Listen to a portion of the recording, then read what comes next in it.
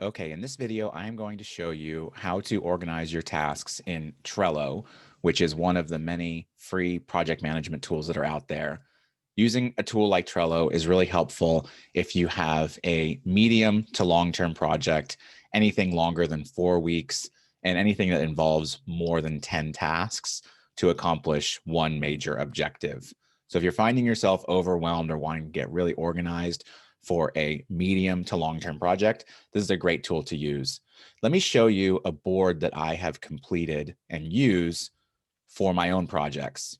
So in Trello, you can create what's called a board, and a board can be created for a specific project. The first thing you're going to do is to create lists, or what you might call a bucket. So I have 3 lists here: not doing, doing, and done.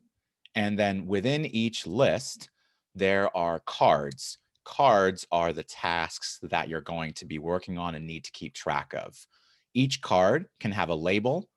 It can have an assigned person who's going to complete that task, and it can also have a due date. The due date is very powerful when you're organizing a project because it creates a calendar of all your to-dos that you need to complete.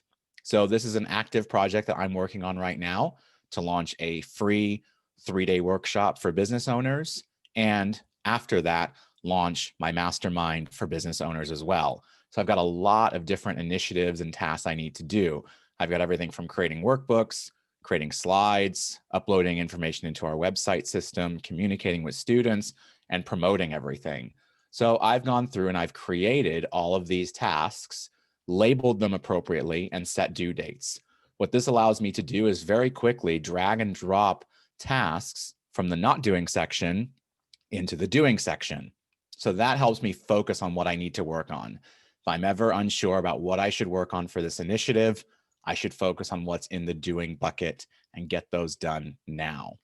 Once those are done, I can move them into the done bucket.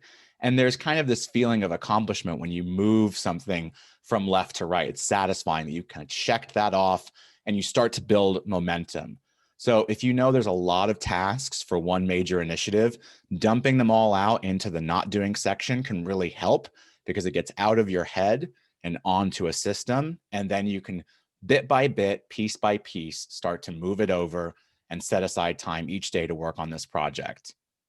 Now, like I mentioned earlier, setting due dates is a very powerful aspect of this because you can then see a calendar of when these tasks are due.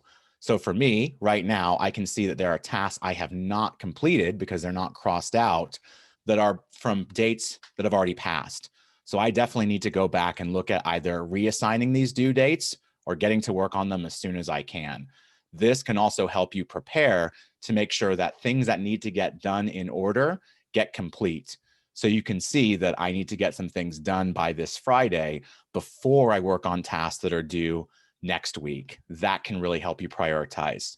So again, using a board in Trello is a great way to organize for a project that's 4 weeks or longer, generally is 10 or more tasks that need to be accomplished.